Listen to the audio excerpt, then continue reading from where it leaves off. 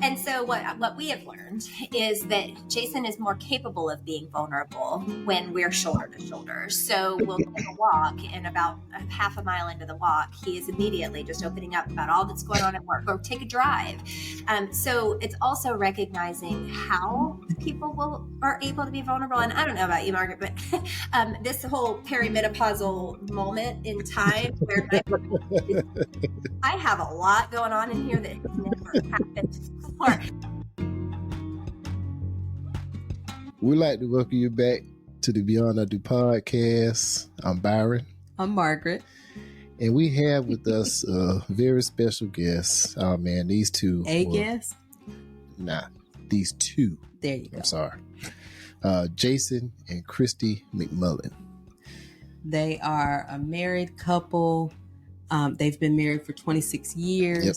They are sharing their story. They share a little of their story, but we talk a lot about how we've made it, how we made it over. Yep. They help, 110 couples in the last 8 years, help them with marriage. Premarital support, and I think they work with them afterwards also.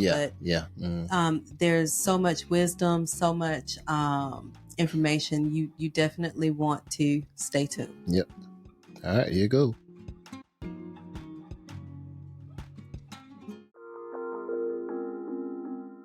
What would change if you stopped guessing and start building on purpose? If you love your partner but feel disconnected, our book was written for you. Unlocking Forever breaks marriage down into real, usable shifts. No fluff, no perfection. Just practical ways to build a marriage that lasts. You can grab it now. Check out the link in the show notes or the description. And until next time, we gonna holler at y'all. So Jason and Christie, can you tell us a little bit about yourselves and who you are? And yeah. Okay, you want to start? You can do that. I'm Jason McMullen. That's my wife, Christie. I'll let you describe what you do next. But we've been married for 26 years, and this past June, and together 28. And we are madly in love, but also madly in love with marriages, and not just the wedding.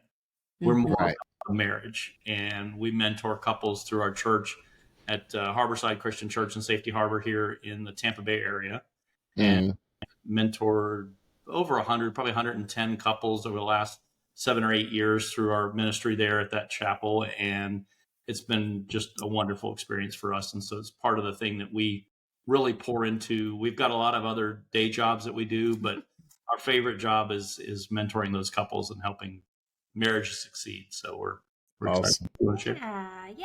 And fun fact, so this chapel is beautiful. You definitely need to Google it. But our son and daughter-in-law got married there just a month ago.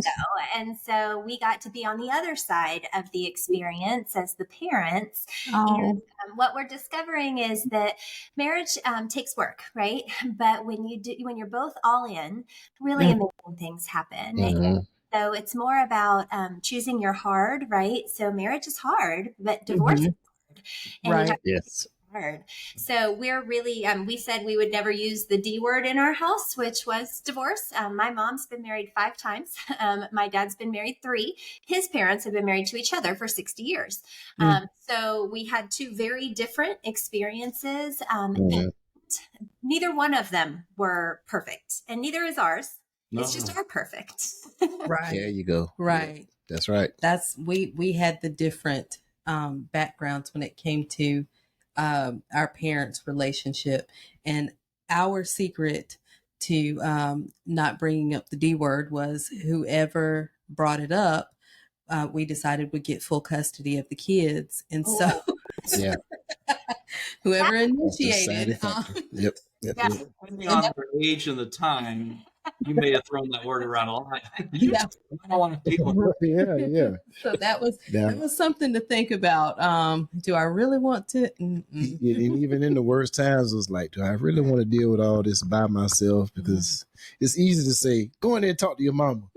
That's right. Then, I'm going to take you to your mom's house. She's on to deal with that. Yeah, exactly. Right, Exactly. right. And you have to deal with mom.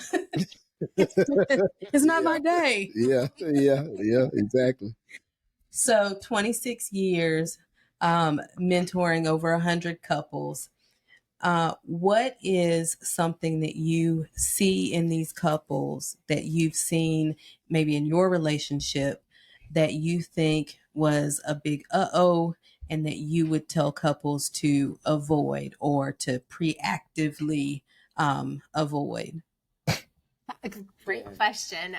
So we talk a lot about the whole, everything right now is butterflies and bubbles, right? Nobody stands in front of the altar and says, we're going to try this out for a little while and hope for the best. Instead, we're going into it all in, but we think that love is all we need and everything is going to just work itself out. So we use a gym analogy a lot with our couples that helps explain what it takes to make all this work. So Jason, I'm going to let you tell the gym analogy and then I'll tie it back into her question. All right. So everybody's been to the gym. That first day you go, you're excited, you're motivated, whatever got you out of bed that day to go sign the contract. And you stand there, you sign the contract and they show you all the equipment. And then you work out that day and you try everything and you just go around and the next day you wake up and you say, boy, I hit all the equipment and I'm sore. And that was tough. I'm going to take today off. Maybe I'll go on Wednesday. Oh, well, I'll go on Thursday. And the contract kind of sits there and collects dust. But if you want to get the six-pack abs and you want to look good and you want to stay healthy, you got to keep going back and going back and going back. And you got to eat right, sleep right, and all those things. And then do leg day. And you got to do those things that you don't want to do, those pieces of equipment. And so it's very similar to a wedding, right? You go in front of all your friends and family and God, and you stand at the altar. And you sign the contract and you say, we're going to do this. It's going to be hard. And we know it's going to be hard, but if we stay in shape, it won't be as hard to do it. Right. And we work together. And so you start doing all those exercises and that's communication. That's all the different things that you're doing throughout your relationship. But if you just think that the rainbows and butterflies will get you through, that marriage contract is going to collect dust just like that gym membership. And you're going to one day, years down the road, maybe after the kids leave the house or maybe before that, and say, what are we doing? Who are you? And why are we in this relationship? Right. And that's a sore muscle trying to, recalibrate to the new equipment. And it's very difficult. So. Right. So the bow that I would tie on that is, your question was about what do we see consistently? We see the butterflies and bubbles. They're excited, but we help them understand that needs to stay and you've got to go to the gym. You've got to work at this. And the more you work at it, the better you're going to look, right? The better you're going to feel. Yeah. So ultimately, we all have to work at it. It doesn't just happen. And that's what we try to remind our couples of and remind each other of too. Right. That's something that we talk about, liking each other and the importance of liking each other. A lot of times in romantic relationships, we don't discuss that, but sometimes it's the like that, I say sometimes for us, that like is what helps us maintain that closeness because this is my friend and I enjoy time with him. So if there's conflict, I want to resolve it so that we can get back on track. So that's our glue is to like each other. Yeah. And that's something that you say that because we have a little bit of an opposite message to that, not incorrect or other ways by any means, but we often say, I may not always like you, but I always love you. Therefore, right now you're acting like a doofus and I'm not happy with you. Right. However, I still love you. This fight is we're going to get through this. So I think we're both right. We're saying the same thing. Yeah. Yeah. And it's the like that, when Christy, when you're walking around the house and you realize Jason has left his socks and his drawers on the floor right by the hamper. And we understand, Jason, you basketball shot it. Like, oh, I missed. I Now, his favorite is if he has sweaty clothes, he hangs them on the outside of the hamper. They never make it in the hamper because he thinks that they will get gross. And I want to get mildew in the clothes. But he never comes back and puts them. Logic. That's what they're gone. When I get back. Exactly. we're here, brother. We're here. So Yeah. going back before I dug that hole. So we understand that communication is key. But people struggle to put that into practice. So what is one specific actionable communication habit that you teach couples that has proven to be a game changer in building connection and reducing conflict? That's a mouthful. Can I do it? Sure. Mm-hmm. Okay. That's such a great question, and one that we definitely spend some time on. So we use clear as kind and the story I'm telling myself.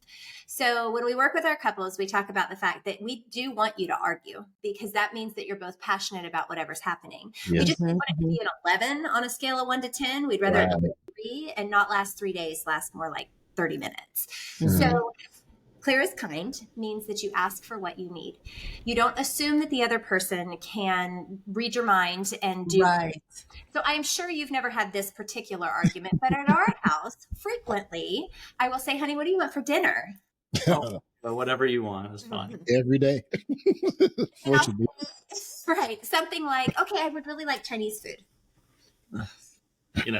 And anything but Chinese. Last time I went there, I got sick, whatever the reason is. And now all of a sudden I've got an opinion when it's not what I wanted. Right. So, kind, honey, where would you like to go for dinner?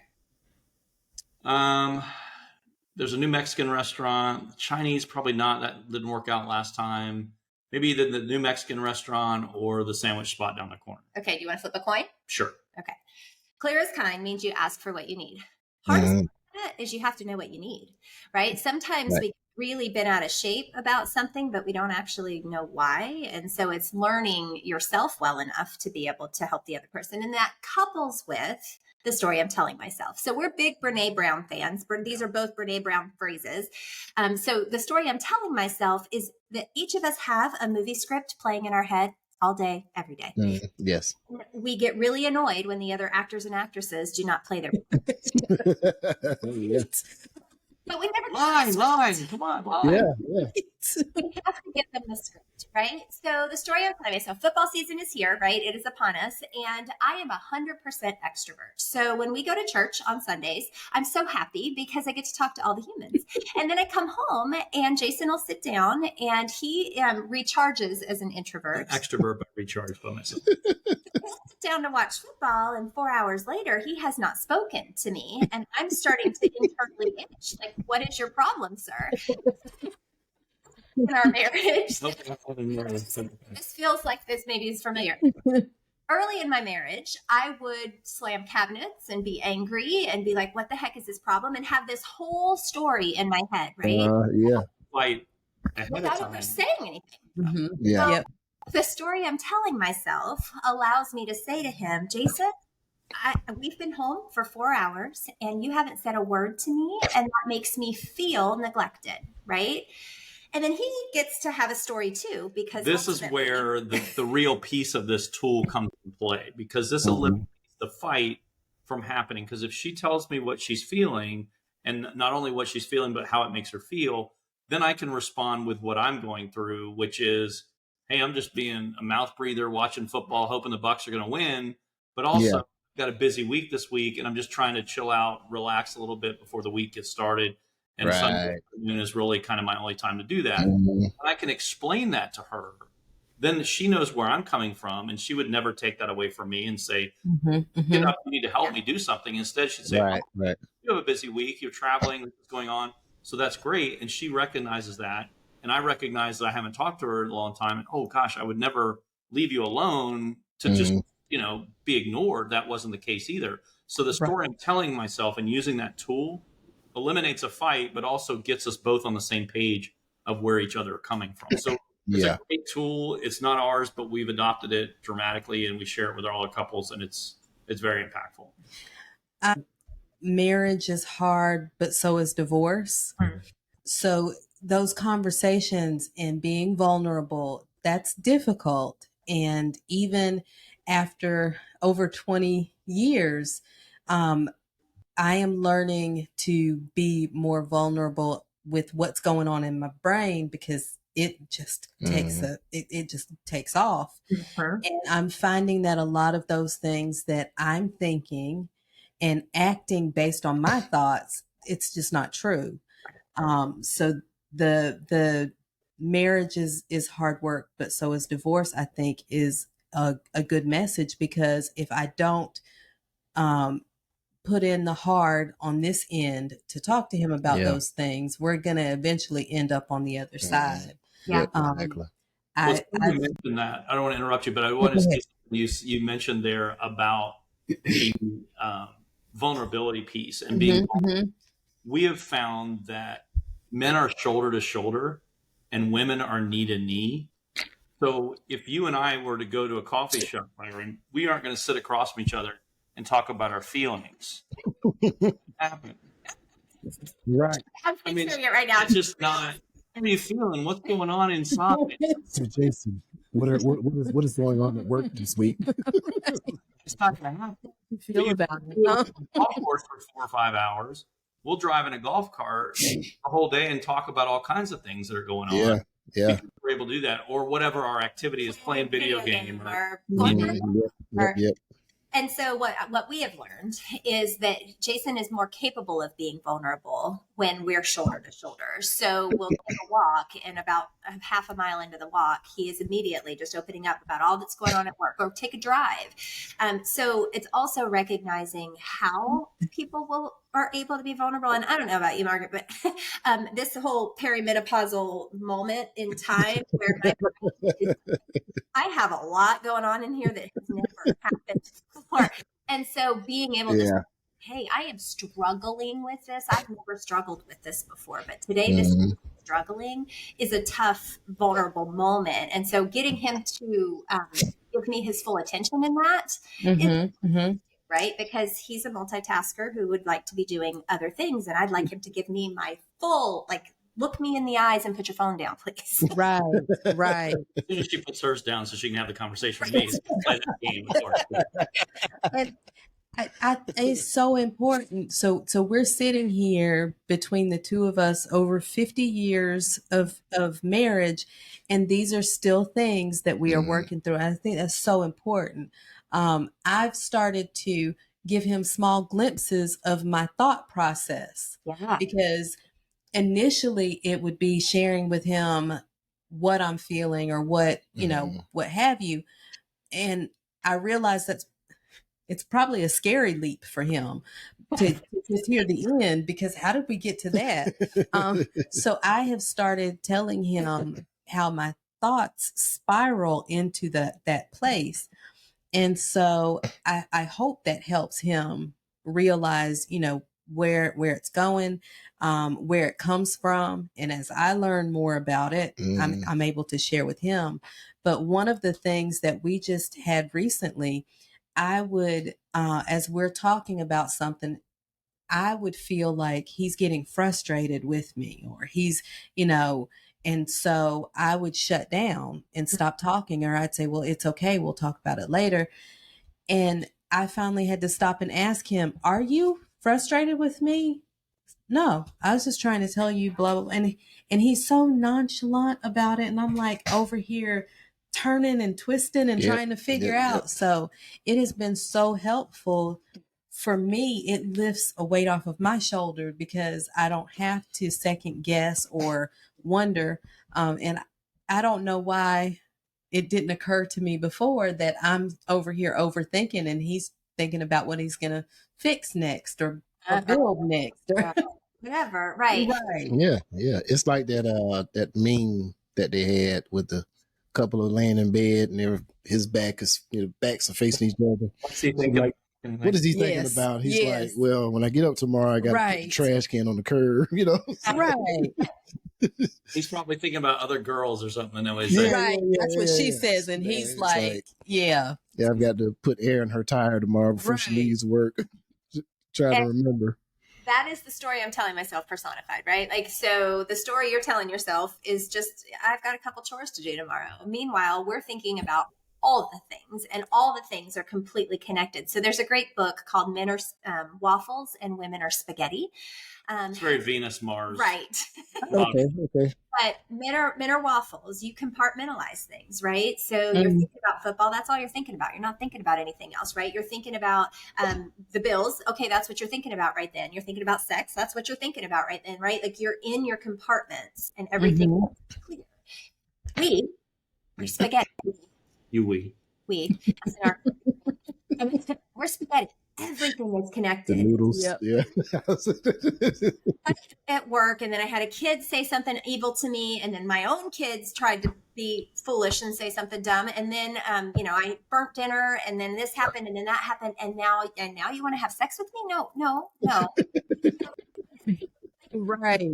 So it's the guy's job to untangle the spaghetti, right, and get to the point where you are not thinking about all of the things. It's definitely helped, and in us having that language. The other language that we have used a lot is, are we playing tennis or golf? So in conversations, you wanted to play golf and just tell him the things, right? He's trying to solve your problems. That's tennis. Well, and so much of being a husband, when the love of your life and the person that matters the most to you, and you want her to be happy, is upset or frustrated, and someone else has contributed to that themselves, but somebody else out in the world is like, either we're going to go fight them or we're going to give you a solution how to fix it. And that's what they want to do, right? Well, all they want to do is get this load off and tell you all about how their boss at them, or they added this extra work and they're not their job and all this kind of, whatever it is, they want to play golf. They just want to leave it by themselves and just let you listen to it. But if you don't know your role, and you think it's a tennis match, and you're interrupting and saying, well, did you ask him about this? And did you try that? Yeah. Angry, and you don't want to tell the story, right? Yeah. I feel like this is golf. We're ready to go.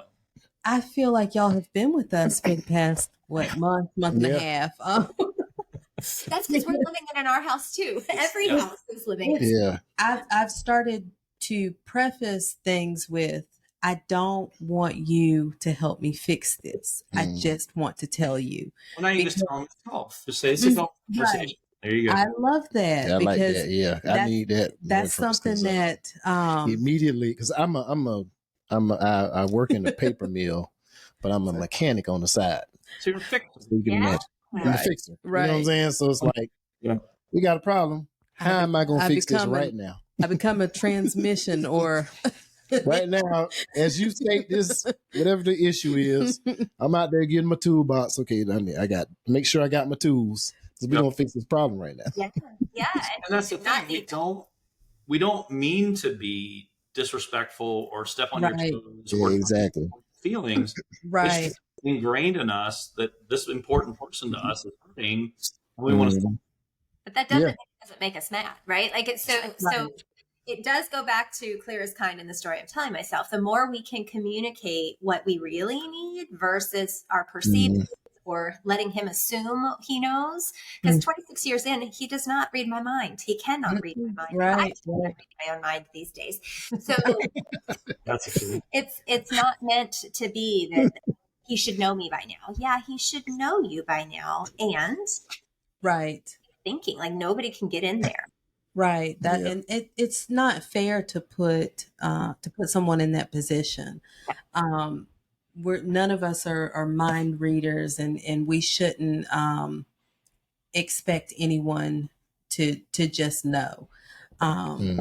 Even like you said, after over 20 years, you still I'm all over the place because I swear we've been going through stuff. Good conversation. I think that's why we dressed alike. Right.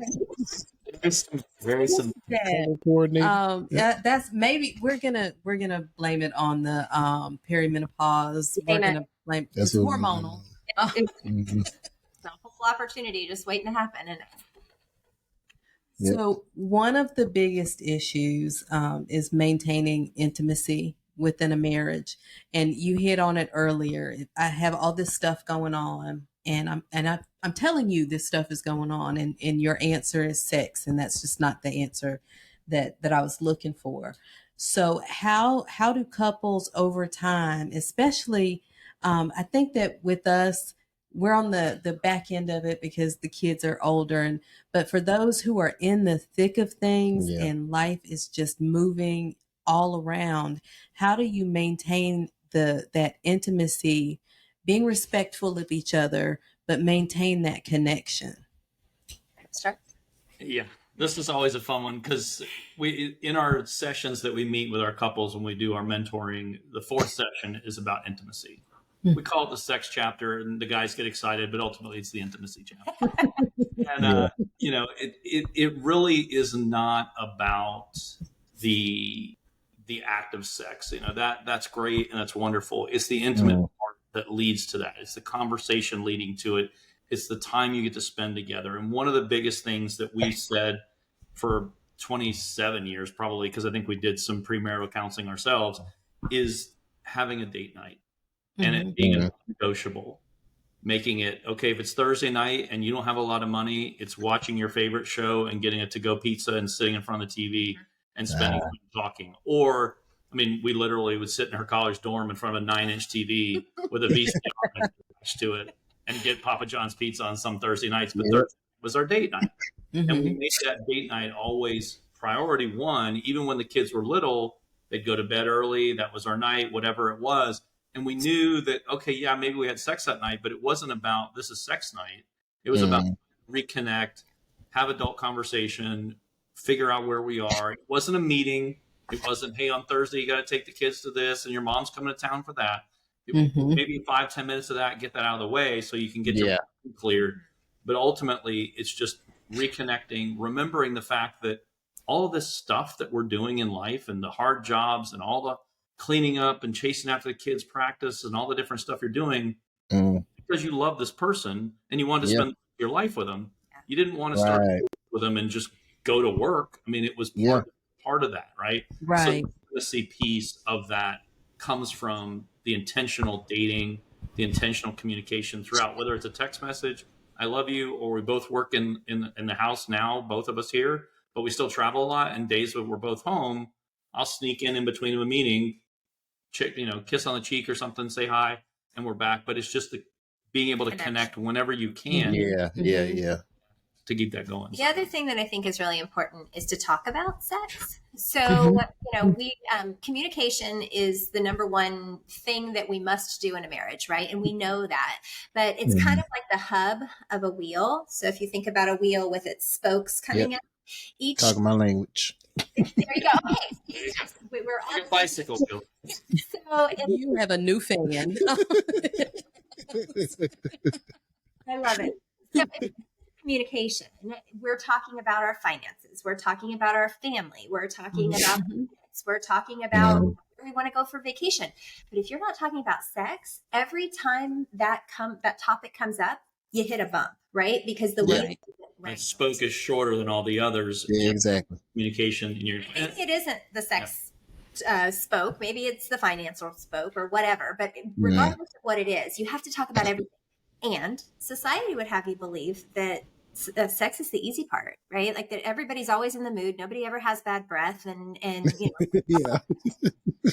how it works. And so probably the number one thing that we talk to our couples about is talk about it. Just talk about it. What do you like? What do you not like? What is okay? What isn't? Affection versus romance. And how do you make sure that both of those stay alive?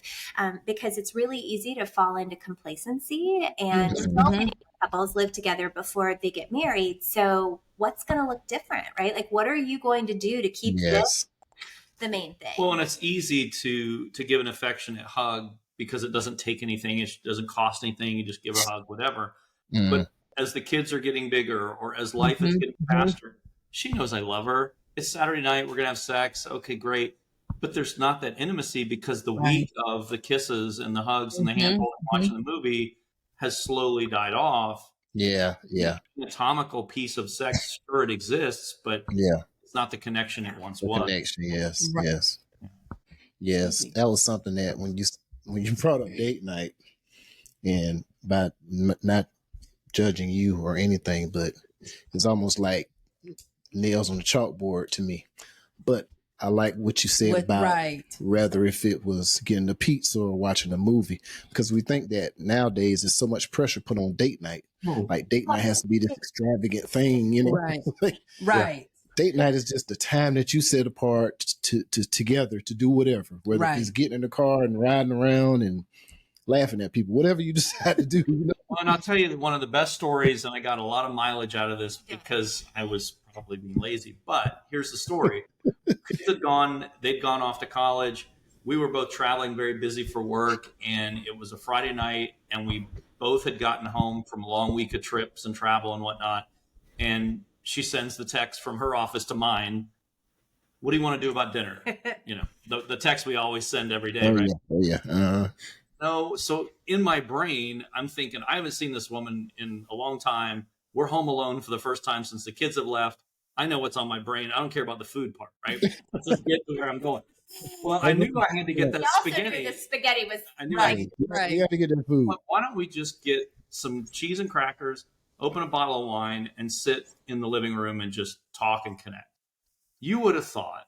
It was the best night ever. We sat people on either side of the couch. Our feet were touching, and we just talked. Right, like it was that reconnection that we desperately. It cost us nothing. It wasn't a big fancy, get all dressed up. Now, though, you can do those dates. I do recommend you eat more than just cheese and crackers if you're going to especially with the wine. Yes, especially with the wine. Yes, that was maybe not the best. But it was, that's the thing. And I think, Byron, you bring up a good point, because I do think a lot of men, probably more than women, maybe think that it needs to be this flashy, fancy, expensive night out, hour, and all the thing.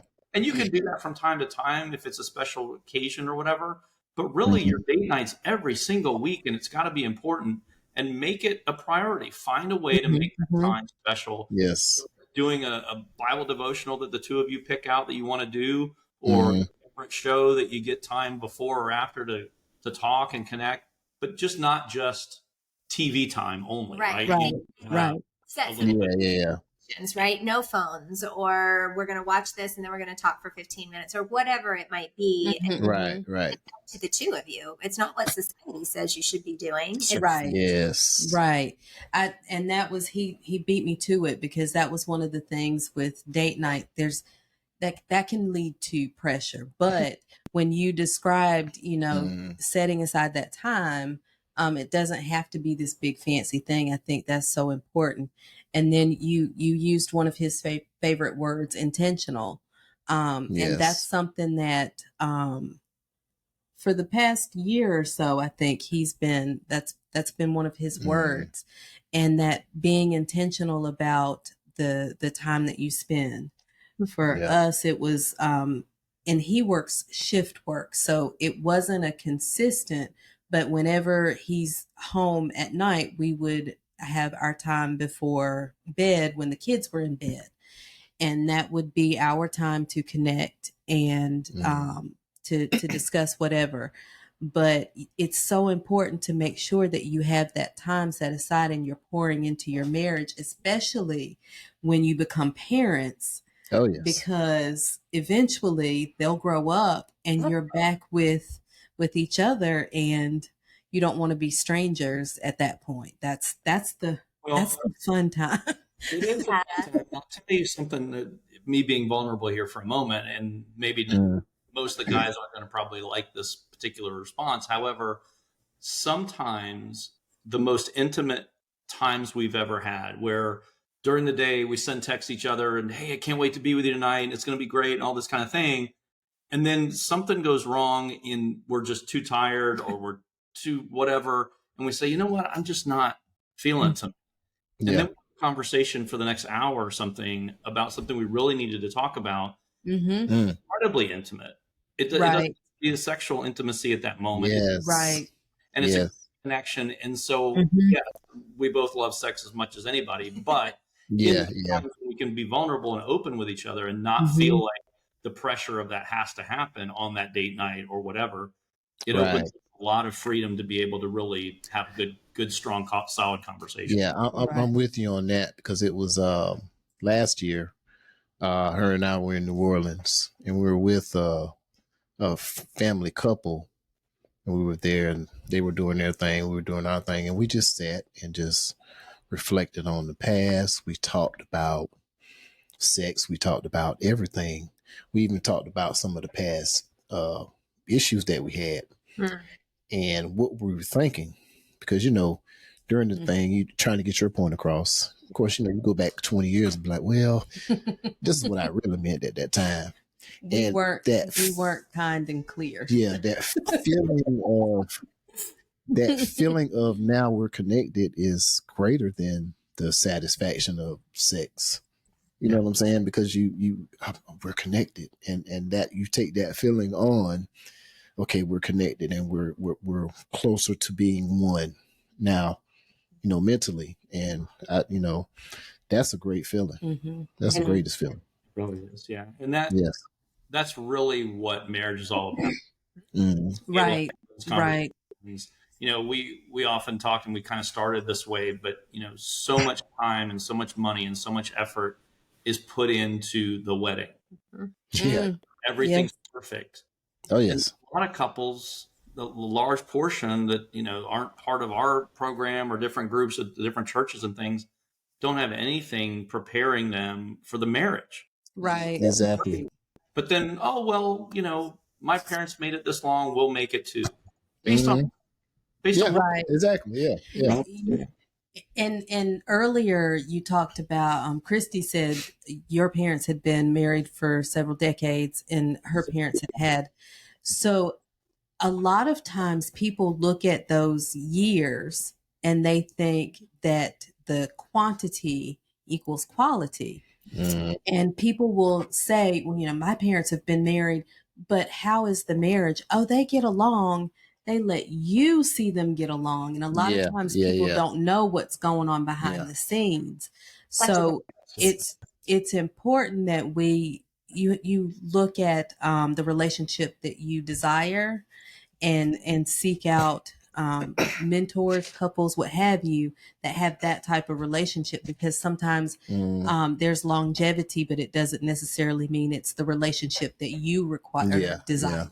Right. We call those friends of your marriage. So we always ask the couples, who are your friends of your marriage? Your friends of your marriage are the people that are going to also pour into the two of you, who are going to make you better. Who, when you have a fight and you go to them and say, Jason is driving me bananas, you're going to say, okay, great, I understand. And what are you doing to make him angry? Right? Yeah. Love that. You're right. He's terrible. Let's go drink. Right. The friends of your marriage are the ones that are going to pour into making you better. And so something that we've dedicated ourselves to that we absolutely love, and our church calls it Marriage Monday, but it is an opportunity for couples to come together once a week and learn more about being married, right? So we started it to have couples who had been married in the chapel in the last year. So everybody was kind of on that same page of beginning. But that's not how it's turned out over the last couple of years. I mean, we have those couples, but then we end up with couples who've been married for 30 years or couples who've been married for 10. And everybody understands that everyone leaves their socks on the floor. And that's part of it, right? And that, I didn't realize that everybody has this recurring argument, or I didn't realize, because all we see is Instagram, like going back to is the picture of the perfect food and the expensive this and the bottle half empty posed with the glasses. Okay, yay. Did you even drink it? Yeah. Really happened. So finding those friends of your marriage is super important. We believe strongly that in every position in life, and our pastor talks about this a lot, is you should be looking to someone who is ahead of you and looking back and pulling along someone who's behind you. Right. In your marriage, you should be looking at those couples who are maybe longer together, having strong, successful marriages 50, 60 years down the road, but also happily. Right. Yes. Like what we're doing with the mentors is looking at people who are getting married and saying, boy, if we had been where you are and we were open to talk about money and we were open to talk about our sex life and our family stress and all the different things we had going on, how much further along we would be after 26 years versus out there, Right. Yeah. very important philosophy for us that we look to often is say, who is ahead of us that we want to be like, and who's behind us that we can, Yeah. come. So That was definitely foundational for us because, when, we were married young. Wasn't my parents that I We were looked 23, we were 23, 22, and I didn't know anything about being a husband. My father, which is the closest thing that I thought to being a man's man, had passed away the year before we got married. So, that was my connection to manhood. And, I have siblings. I'm the youngest of 10 children. So I have older brothers. I'm not going to them for, I love them. I love them dearly, but I'm not going to Big Brother for advice because I seen him do some things in his marriage that I just didn't agree with. You know what I'm saying? So I had to find that positive couple. We found it through the church, and we drew to them, and that was the brother that I reached out to when I was like, "Look, man, she getting on my nerves. I don't know what to do." And instead of him saying, "Hey, man, just go to this bar with me, and we're gonna meet some chicks over here," he was like, "Man, you just go in there, you talk to her, and you stick in there, you hang in there, So that's very important to have that, like you say, those couples. I like that definitely. Well, and that's what you all are doing with this podcast, right? You're getting people, friends of their marriage from afar, because everybody isn't blessed with somebody right there that can call. Right. Or maybe they just haven't found that person yet. And recognizing that things like this are changing the world. We just have to get it in their hands so that they can go, oh my gosh, and then seek us out and say, okay, now I need like the person with skin on to ask some questions. Right. Yeah. Has all the answers. And we tell our couples that all the time. We do not claim to have all the answers. Right. Right. 6 years worth of bumps and bruises, then some things, and we'll share all of those with you so you don't have to get the same bumps. Yeah. Right. Yeah, and I have no problem admitting I got it wrong a lot. And I think it's Christy and I often tell our couples, and it's often looked at in kind of with this weird look from the couples. I'll say, we want your wedding day to be the worst day of your marriage. And they look at me like I'm crazy.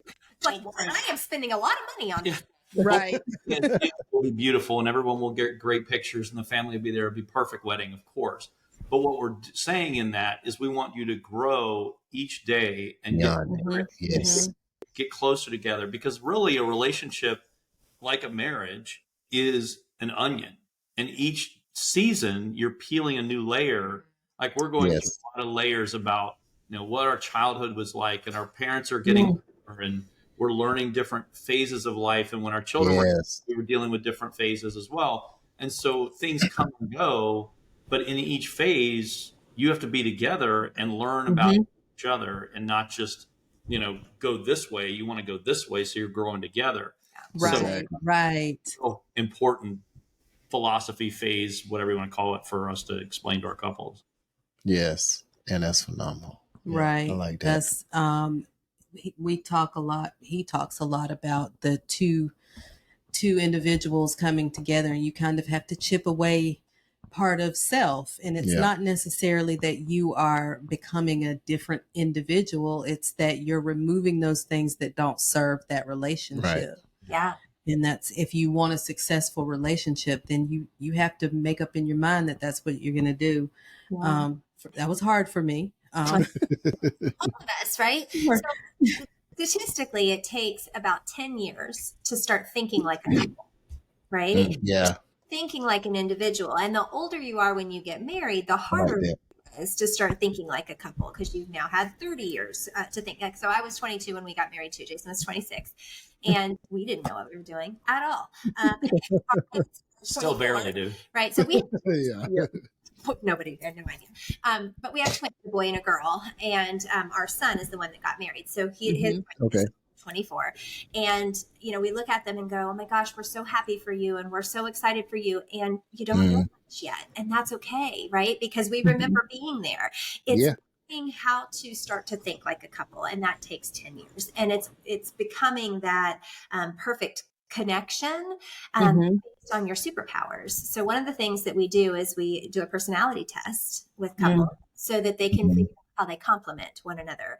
Because Yes. I have superpowers and he has superpowers, but they are not the same, and we don't Right. need them to be, right? Mhm. So Right. who's to plan the family vacation and who's going to be in charge of the kids, madness and whatever. Learning Yeah.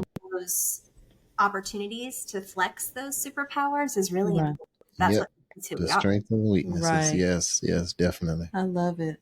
Yeah. There's so much wisdom, and hopefully whoever needs the message will receive it. Yeah. Yeah. Exactly. We certainly look for that. We definitely do. Well, and Yes. people ask, so our chapel has done how many couples in the last 8 years?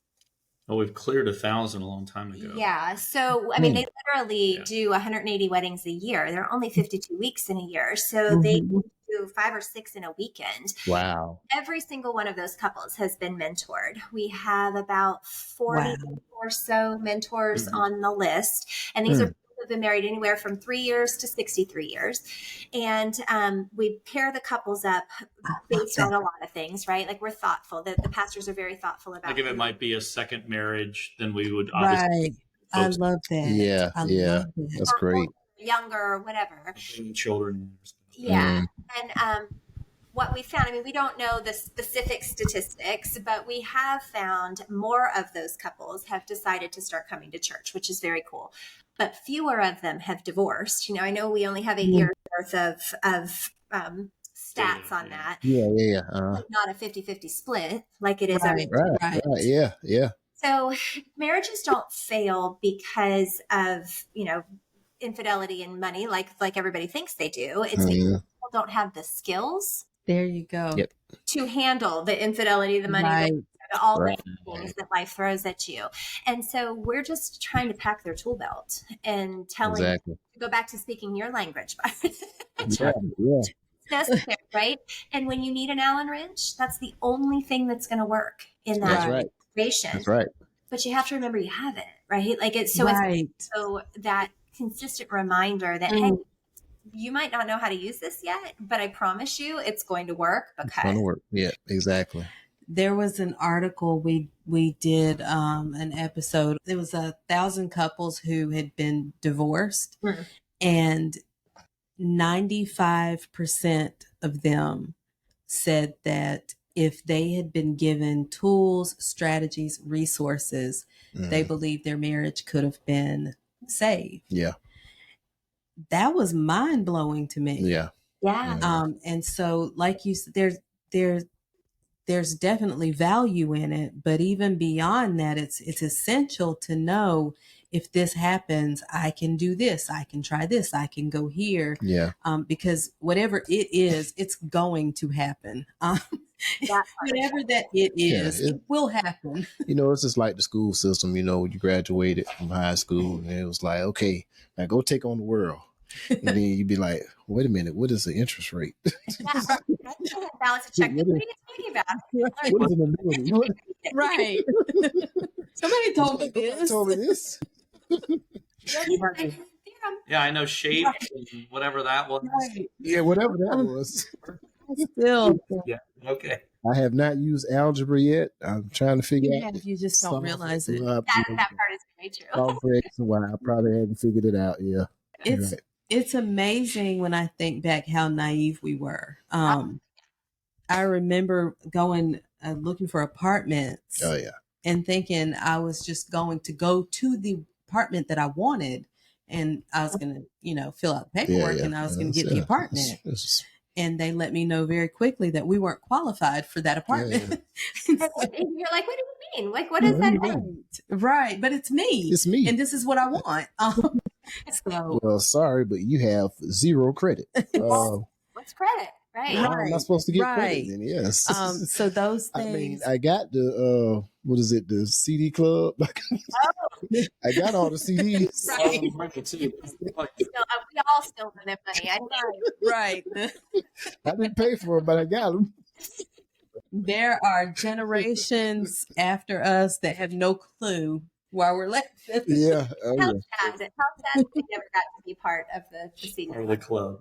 Oh, yes. Yes. Yes. So, as we are wrapping things up, if you could narrow things down to one bit of advice for new couples that would help them increase their ability to be successful, what would that one piece of advice be?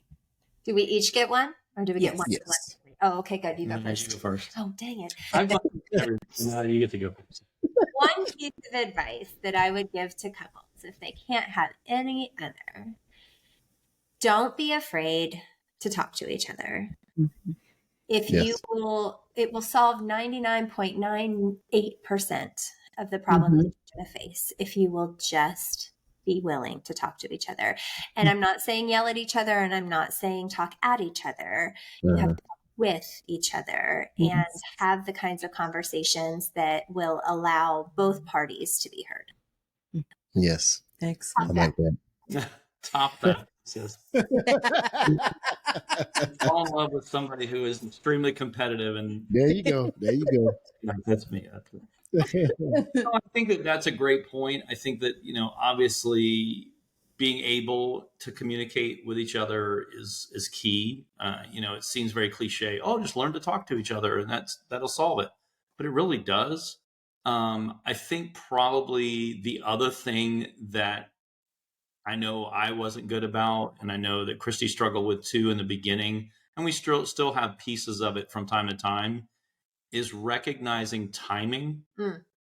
Timing in your marriage when, Byron, you've been on a long shift and you come home and the first thing she wants to talk to you about is this bill that's due and your mom's coming over and where are we going on vacation and barrage of things, and all you want to do is take your shoes off a minute and figure out which end is up, and they hit these, and we do it too.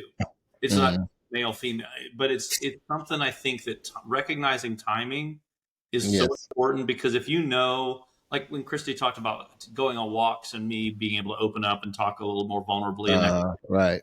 When we would do that, we would learn about things that each other were doing. And now most days, almost every day, even if we're not together, what does your day look like? We just ask each other kind of that question. Oh, I've got a meeting at this time and that time, and I'm going here, I'm going there. All right, cool. Well, if I hear her say, I've got meetings from 8 a.m. to 6 p.m. and I don't know what we're going to do about dinner and whatever, I recognize that I got to step up. That's the day for me. Okay, she's going to be stressed. That's going to put in her plate. Let me figure out, can I do the laundry? Can I get dinner? Can I, whatever. And she does the same thing for me, so that if I know, hey, there's a big interview coming up or there's a big client meeting or something, she can take that pressure off in another way. But being able to recognize that timing makes such a difference when you're approaching a topic, or if you're doing something, that might be difficult that you're challenged with. If you know it's the right time to bring it up, you've got a lot higher chance of success between the two of you. And I'll leave you with one thing. And some really good friends of ours who are now, they were a couple of ours early on in our mentoring days. And they told us one of the rules that they had in their house was they didn't have serious conversations after 10 p.m. at night to avoid fights, because we have all been there looking at the ceiling, crying, Screaming, wishing it was over. I cry a lot, so it's okay. No, I'm kidding. But, those fights that we've had laying in bed, we shouldn't have bought the car. We did buy the car. We don't know where to move, whatever the thing is. End of your day, you're exhausted. You don't have any mental energy to give to that important thing. Now, the Bible says don't let, the sun go down on your all this stuff and that kind of thing. But this is important conversation needs to happen. Sleep on it. Right. Tomorrow, get a fresh mind about it. You can have a better attitude and be able to have those conversations. So we implemented that in our marriage. And I'll often look at the clock and go, 10:01. Sorry. You just want to do that. Yeah, I guess it's true though. It does work because it eliminates just that overtired kind of conversation. Or it eliminates that 2 a.m. stare. You're still looking at the ceiling fan. Fall asleep, You but count the spots on the ceiling like, okay, Nah, You don't have anything else to say? Yeah, that's okay. But I think timing's a good one. Right. That is fantastic. I like that. I like that. We have thoroughly man. enjoyed. Yeah, I could talk to you guys all night. When we did our meet and greet, we were both like, this is going to be good. Yeah. So we've enjoyed it. We thank you for your time, your expertise. If listeners want to learn more, where can they find you? Yeah, so we're both active on social media, but we actually have a company, and you're going to appreciate this, Byron, called Intentionality Group. And Intentionality Group is designed to help make people able to be the best versions of themselves. We do that with businesses. We also do that with individuals. But it's all about learning to be intentional and then figuring out what that's going to look like in your daily life. So intentionalitygroup.com is another easy way to find us. So Christie, Jason, McMullen, and then Intentionality Group. Right. All right. That sounds We great. thank you for your time and expertise again. We thank you for It was having fun. us. It was very fun. All right. Man, oh man, what a time we had. That was wonderful. It was, we talk about doing these episodes so that people see they're not alone, it's other couples. And that's how I felt. Yeah, exactly. Because it's like they knew us. Right. And you would think after being married for as long as we have, for as long as they have, that some of these things that people think, oh, you wouldn't, know, you wouldn't understand. Y'all but been married long enough. Y'all shouldn't be going through all that. Right. So yeah, it felt good to hear another couple going through some of the same things, but also determined to come out on the other side. Right. In a happy, healthy marriage. Yep. And the fact that they've helped 110 couples in the last 8 years. Yep. That speaks volumes. Yep. So we definitely support whatever they are doing, and we enjoyed that conversation. Absolutely. All right. Well, like we always say, till next time, we gonna holler at y'all.